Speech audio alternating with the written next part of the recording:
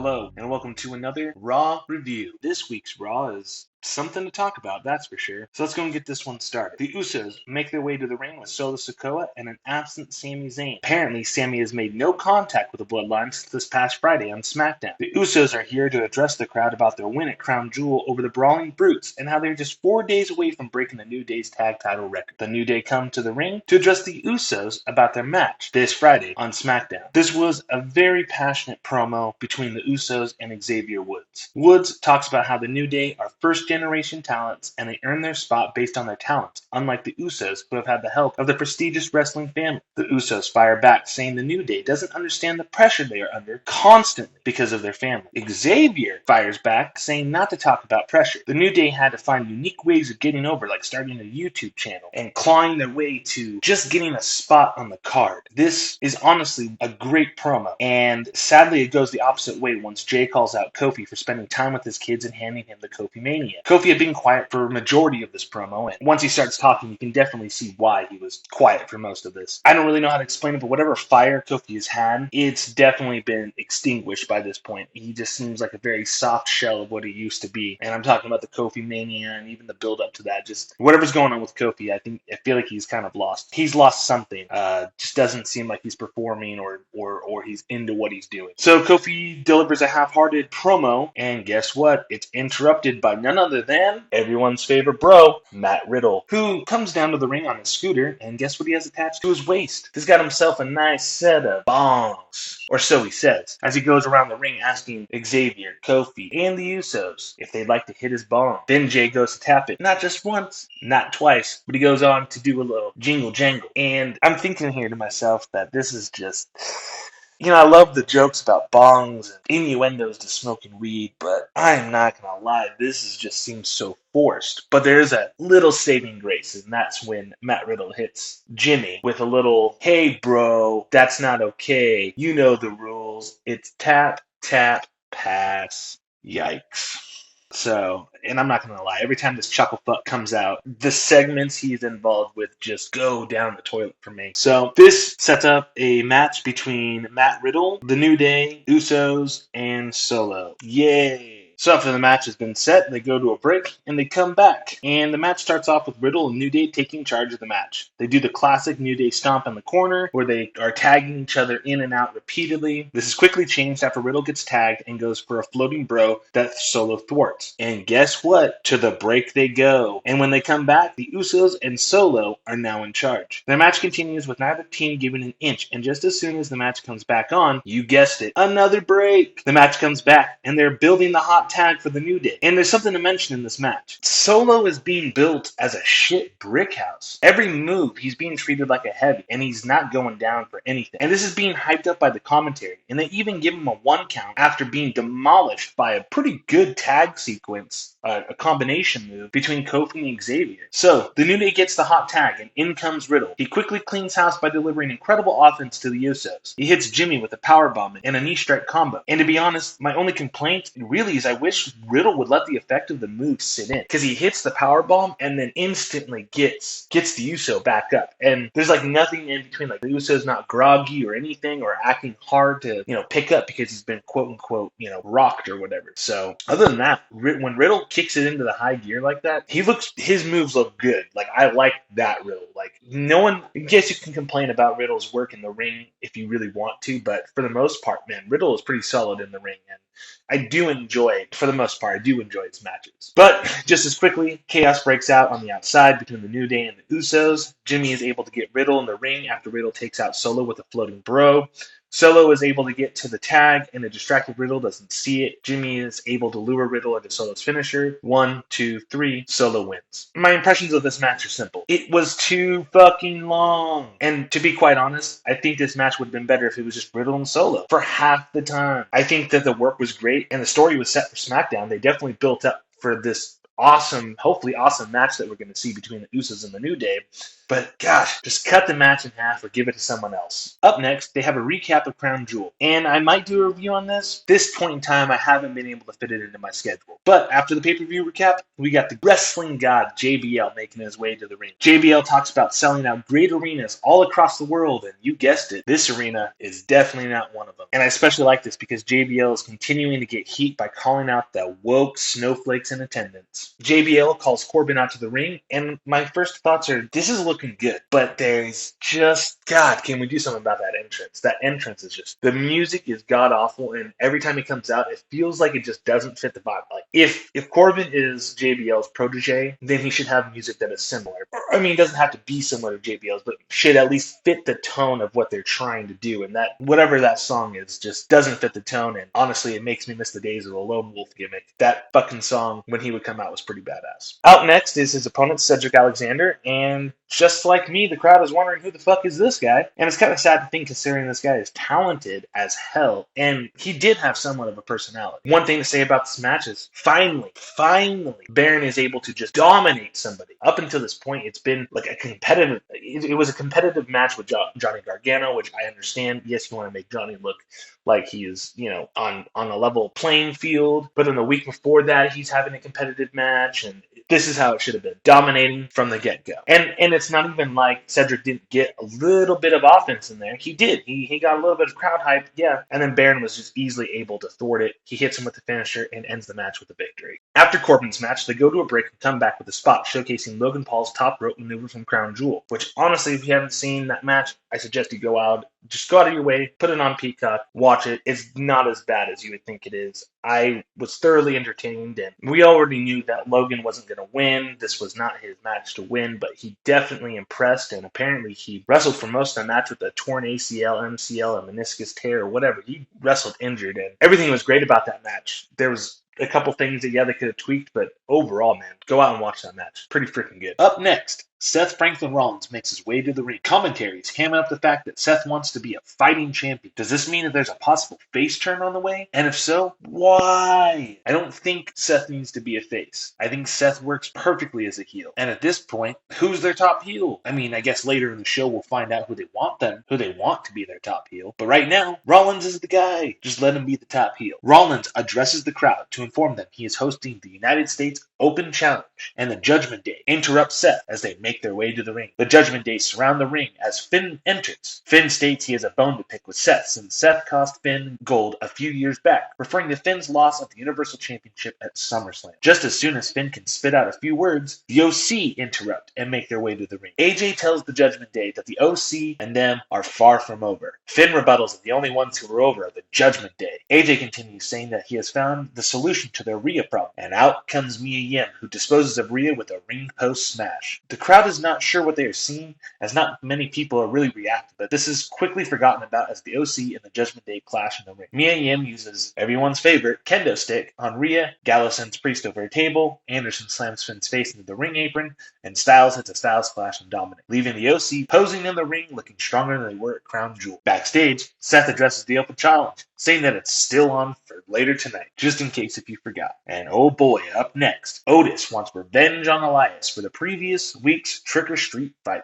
On commentary, Corey Graves is selling the fact that Otis has been embarrassed and he is to be taken serious. He is a serious athlete where all of his athletic accolades are put on display in full effect, because you better not forget, Otis is a serious athlete. Elias makes his way to the ring, and I'm not going to lie, it's kind of weird to see him not play his guitar to the ring. Even on commentary, they're saying that Elias hasn't played a song since he came back. And just in case anyone's forgetting, this match is sponsored by Golden Corral. As for the match, Otis is being sold as a heavy, but he doesn't really move like one. To me, he seems sluggish and that he's lost in the blueprints of the match. Elias is able to get two big knees on Otis and get a close pinfall victory, but Chad Gable is able to distract Elias on the apron, creating an open for Otis to hit a world's strongest slam. It's very confusing on what they're really trying to do with these guys. It seems like anyone who debuts has to go through the Alpha Academy, which is fine that they have guys like that, but it's kind of coming to the point where none of us are really taking it seriously. We know what's going on. At least maybe people who are smartened up to the business know what's going on. But since Elias's debut, he's kind of been nothing but flat, which is sad because Elias was great a few years back. Again, backstage, Byron Saxton is able to catch up with the Judgment Day to get their thoughts on the OC's solution to their Rhea problem. Finn says they have 99 problems and not a single solution for any of them. Priest says they'll never beat them. Dom refers to Rhea's mommy, which is super cringe. Rhea says something to a similar effect really doesn't matter at this point, but the real takeaway of this backstage segment is the fact that Rhea and Bianca cross paths, and if anyone is smart in WWE, they're going to make this match happen as soon as Survivor Series is over, which,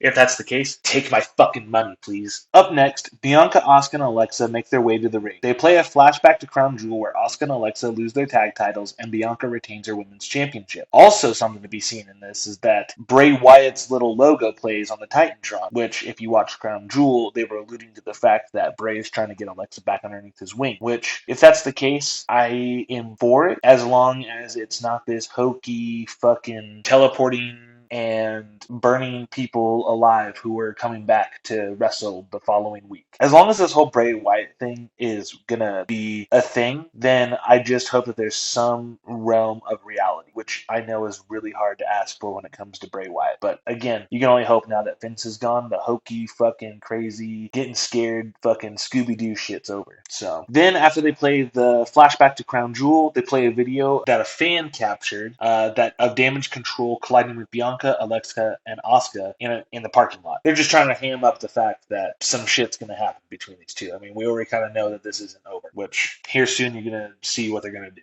Damage Control comes out, and Dakota delivers a very flat introduction. And Dakota talks about how Bianca has never beaten Bayley and tries rubbing in the fact that Dakota and Io have won the tag titles twice, which is more than Asuka and Alexa. Luckily, Alexa Bliss reminds Dakota that they had Damage Control beat until Nikki Cross came out and interfered. The crowd reacts only because it's a stereotypical wrestling reaction for a spot like this. You know, going like, ooh, ah. But the greatest part of this whole entire confrontation is when Asuka and Io engage talking in Japanese, which is awesome because these two deserve to talk. And I bet it's nice to be able to have somebody who speaks the same language and actually be able to cut a promo. I mean, yes, they could still cut a promo in Japanese on an English speaker, but it definitely means something because you're actually being able to engage with somebody who's going to be able to talk back to you and understand what you're saying without it being on the script or any of that bullshit. My only complaint about it when they do this, it's like when the Spanish-speaking wrestlers, you know, someone who doesn't speak English, like, just put subtitles up. I don't understand why they don't put subtitles up, because I would like to know what they're saying. I know that somebody on YouTube was able to put subtitles up, but, you know, if these guys aren't going to speak English, they're not going to speak English. That's not a fucking problem.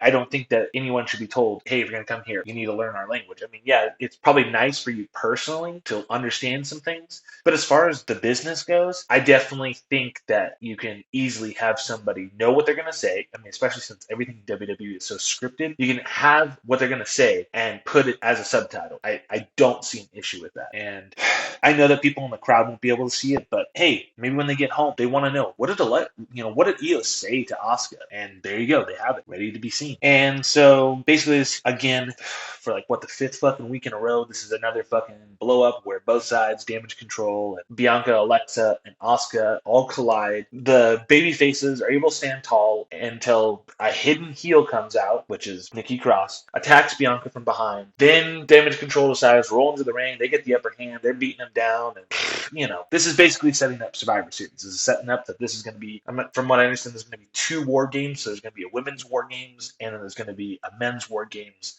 And oh boy, we get to see who is the women's War Games match. It's going to be Bianca's team versus Damage Control, which, I mean, this has to be the end of this fucking feud, please. Like, you guys already beat Bayley at Crown Jewel. Like, it's not even the fact that Bayley lost. Like, Bayley can lose. But the fact is that you guys had her lose without, like, when you say last woman standing, that means that they can't get up, like, because you incapacitated them. Not because you trapped them in a ladder, okay? Like, Bianca should have just been able to just put Bayley out flat. She's done. She's out cold. Not put her in a fucking ladder. The ending of that match is fucking god awful. Like, I think the match itself is okay. I give it like a 3 out of 5.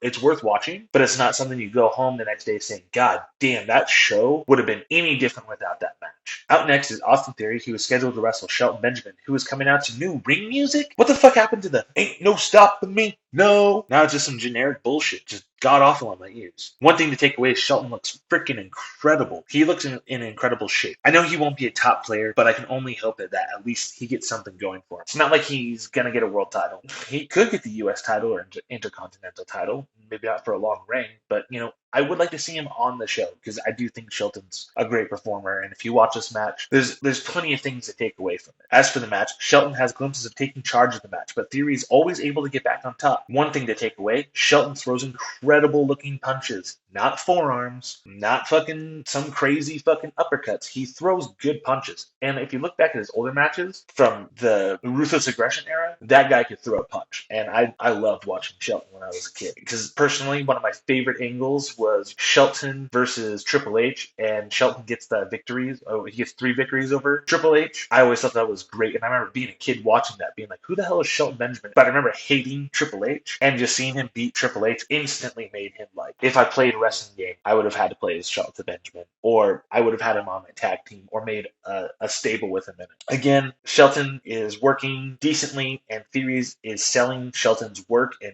it's really making Shelton look good. Theory is able to pick up a quick victory after raking the eyes of Shelton, because Shelton goes up to the top rope to stop Theory, and Theory goes and rakes his eyes and is able to get his finisher on him. And I'm not going to say like, oh my gosh, this is a 5-star match, but for what it was, what it's setting up, or what it was trying to conclude, because Shelton and Theory had a backstage moment with each other. This was a good match, and the only thing that is setting it back is the fact that Theory has been for fucking weeks now. He's been the whipping boy, so it doesn't really matter. Like, no one's really like, yes, Theory's finally getting a win, because he hasn't done anything, which is sad. Austin Theory is a pretty good performer, and hopefully he gets to get some of that steam back, because I really do think that getting him in a position, even if it's an upper mid card who somehow breaks up into the main event every so often, like this guy, I definitely think you want to keep him around. I mean, unless he's got a terrible fucking attitude in the back, then that's a different fucking story. But our next match of the evening is The Miz versus Johnny Gargano. God, I don't care. Honestly, this whole angle between The Miz, Johnny Gargano, and Dexter Lumis just fucking put it to a rest. I mean, I don't know. It's just 2 goofy characters that just are not making TV, and they're not making the TV that I think everyone was expecting them to make. It's just not good. I'm sorry, guys. If you're a fan of it, good for you, but this needs to be put to rest, and hopefully after Survivor Series, it is put to rest, but I highly fucking doubt it. Before their match, The Miz wants to address the crowd about honesty. The Miz and honesty. Yes, he has to address it. He wants to confirm that, as The Miz has deemed him, Johnny Weasel's interview was 100% fake, and it was a smear campaign. Miz reads the internet, okay? He reads it, and he has to explain to everyone, including his father, that Johnny Weasel has been lying. Miz goes on to say that the only silver lining is that his phone hasn't stopped ringing. And God, guess what, guys? A big-time producer is ready to get the real story out. As The Miz is talking about having a possible defamation case on his hands, Johnny Weasel comes out to interrupt, saying, "Hey Miz, I actually like your dad." And I thought to myself, those two would make a very, very cute couple. Johnny begins to say he needs to blow the whistle on himself for something that he did. He goes on to say that he thought that by going public with the Loomis/Miz angle, this would cause The Miz to fess up. But Johnny Weasel quickly begins to realize that he needs to have something stronger against The Miz. So, ding ding ding, guess what? He decides that, hey Miz, remember that producer you sat down with? Yeah, that wasn't a producer. That was actually a private investigator. And guess what? She was wearing a hidden camera. Johnny Gargano pulls out a universal remote that he brought from home, and he hits play. And out comes the private investigator's video of The Miz, and The Miz admitting that everything's fake. How great is this? His phone won't stop ringing. Oh boy, who could have seen this coming? And truly, the only great thing about this was The Miz's facial reactions. That man knows how to look disappointed, angry, all of it. It's great. That's the only good thing about this. Everything else fucking sucks. And, like I said, they have a match. Johnny Blackmail is wrestling on top, and the crowd is behind him in this match, which, until this point, really the crowd has kind of been hot and cold with Johnny. And even for myself, I've heard people say countless times that Johnny is a great wrestler, and I personally haven't seen a match. People say, watch his takeovers, watch his takeovers. Well, this is the time to show me whether or not you can fucking do this, bud. And if you can't fucking do this, then I guess it's just to the back of the fucking line. Unfortunately, we all know that that's not going to happen. Because as this match progresses, Johnny's acting, his acting is like, oh man, I have full control of this match. I'm this, I'm that. Until The Miz basically says, nah, fuck you. And he takes control of the match. And Miz is working incredibly angry, which is, I mean, if this was a story that mattered, that would fucking be cool. But this is basically just like, I don't know, this is like a Twitter spat come alive. It's not fucking good, man. So, as the Miz goes for a top rope maneuver, Johnny Weasel is able to reverse it into an atomic drop, crushing the Miz's tiny balls. Johnny is able to get a comeback going, but now the crowd could honestly care less. Johnny delivers a super kick to the Miz that brings the match to the outside for the second time. They then go to another break and come back to Johnny Weasel working another comeback. Johnny is always fighting his way back. It doesn't matter if it's a 5-minute match. He's literally fighting his way from the fucking bottom. And they were really trying to build that underdog persona, which this would work if he was working against top talent. Like, I'm not saying the Miz isn't top talent. I'm just saying that, like, this would work more if, like, every single one of his matches. Okay, I mean, I know this is crazy, but this would be like him wrestling, like, almost fighting back, gets the win. Fighting Braun Strowman, getting his shit kicked out of him, fights back, gets it. That is where the underdog. But this right here is just, it's just too big for me. Gargano is able to get a near fall after he does a mid-rope spear, which does look pretty good. As he gets the mid-rope spear, the crowd seems to be waking up, but is quickly put back to sleep as the Miz hits a devastating DDT. The Miz does the it kicks, and let's just be honest, this has less meaning than ever now that Bryan Danielson is gone. Gargano is again able to fight back, but the Miz hits a knee to halt his momentum. The Miz reminds the crowd of his huge, massive balls, and Gargano goes for a roll-up. The Miz rolls out of the ring, and Gargano delivers a suicide dive. The Miz pushes Gargano spine first into the announce table and rolls Gargano into the ring where Johnny drop kicks Miz before he can get into the ring. Miz rolls underneath the ring, calling for the ref to check it out, saying like, hey, like something's fucking underneath this ring. And as he's rolling out of the ring, he has a weapon. Well, now that the ref is distracted, and now that it's just Miz, Johnny, and a weapon, well, the Miz uses the weapon, picks up the victory. There we go. It's the end. Thank God. Could this have fucking happened early in the night? I think it should have. And after the match, the Miz is addressing the camera, and guess who comes out to hit him from behind? Mr. Dexter Lumis. And as Dexter tries to sit down to just enjoy, like, fucking match, man, the security decided to chase him off. Why the fuck would you guys do that? He's just trying to enjoy the match. He obviously paid to be there. That's how he got in there, right? God, fucking jerks. As the security is chasing off Loomis, we once again go to the backstage with Dakota addressing Nikki Cross. Dakota is saying that they were confused at first about Nikki, but now they realize she's just like one of them. And Nikki begins to laugh like a lunatic. Like I'm saying, I heard better evil laughter from the Green Power Ranger. And oh boy, guess what's next? It's a title match, everyone. It's the most prestigious title of them all. It's a match with Dana Brooke for the 24/7 title. And as Nikki comes out, this lunatic attitude was over previously. Now, it's like, it doesn't work now. It's not working now. It doesn't work the same way. Because once you go from being this lunatic to then you kind of get some humanized form of yourself with Alexa, then you become a superhero, and now you're back to being a lunatic. There's just nothing. There's just nothing. And the way that she acts, it's just not working. It's not that Nikki isn't a good performer. It's not that Nikki isn't a good wrestler. It's the fact that you're going back to it. You took steps outside of your character, and now you're walking right back into the shoes. But the thing is, you're walking right back into the shoes with no explanation, no really anything other than, I'm just this person again. So, yes, while it's gimmick rehab, it's also not progressing her. She's not going anywhere. She's not moving forward. She's moving backwards. And she's moving backwards into a character that, yes, did get her over originally, but now it's time to mature that character. I do think now it's time that Nikki can talk. I do think that it's time that now that Nikki can be a lunatic, but maybe it's more that she's just a fucking devilish heel. Maybe she should be the one that gets teamed up with Bray Wyatt, not Alexa Bliss. But I digress, because we're about to have the match of the century. That's right. Dana Brooke makes her way to the ring, and it's becoming clear that this crowd is not enjoying this week's Raw. They're constantly up and down. I think they're up for the high spots because that's what you do at a wrestling match. But other than that, they're kind of just sitting there. And I don't blame them because I don't think it's any of the wrestlers' fault. And I don't think it's 100% the stories, but it's like they have to finish this out. And there's so much changing that it's not that it can't be slow, but it can't be fast. It's like they have to get through WrestleMania. And once WrestleMania happens, that's where I think that the full 180 is going to happen. That's when the full change is going to happen. That's when we'll finally get to see some of Triple H's original. Because I mean, like they plan this stuff out so far in ahead. They have to finish what they're doing. He planted the seeds, and now he's got to water them. And hopefully, by the time that WrestleMania is over, they're going to start sprouting. But unfortunately, first we have to go through this match. So the two prepare to lock up, and Nikki itches her head like she has the world's worst case of lice, which makes my eyebrows itch just thinking about it. Nikki goes for an attack in the corner, and Dana is able to reverse it. But so far, Nikki has dominated this match. Dana is quickly put away by Nikki, and now we have a new 24/7 champion, which, if you watched, some big news happened, because after the match, Nikki's looking like a deranged person who's on LSD and could care less about her title and throws it away to the trash. That's right, guys. 24/7 title is no more.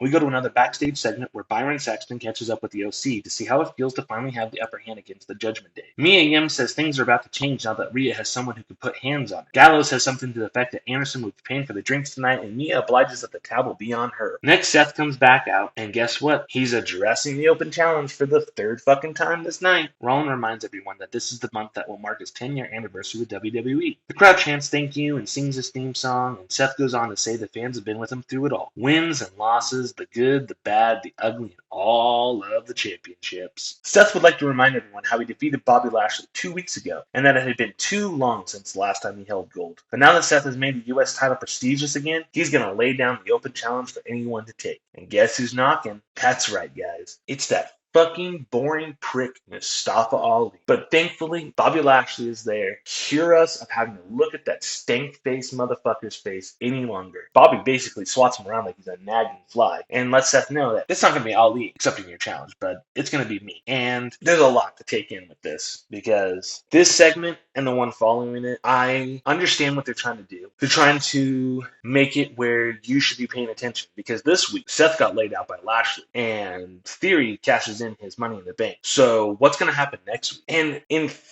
no pun intended, but in theory, yes, that should create good television, that should create good TV, that should create something that makes you want to pay attention the following week. But the segment between Lashley and Seth isn't the issue. It's how it plays into the following segment that's where it becomes the issue. But Lashley makes his way to the ring. And before the match starts, Lashley decides to destroy Seth. Lashley tosses Seth into the barricades from left to right. Seth is able to escape for a moment by super kicking Lashley and throwing him into the steel steps. Seth decides to go for the pedigree, but Lashley is able to reverse it and assault Seth some more. The lucky WWE officials who had to come out for this tried to break up the onslaught, but Lashley just doesn't give a fuck. His anger has blinded him. He's like a rabid animal. I was going to say Wolverine, but that's going to bring back some haunting memories from the past if I do. Lashley picks up Seth and slams him into the ring post, and then slams Seth through the announce table. After this point, Lashley has decided, well, I'm done, and he walks away. And I can think, man, Lashley has got to be the epitome of compassion right now. He lays out his opponent. He was kind enough to put him to sleep. The only thing he could have done better is maybe brought a blanket and brought a pillow for the young man. Compassionate Lashley decides to say, hey, he's knocked out, he's KO'd. I'm just going to go ahead and walk away.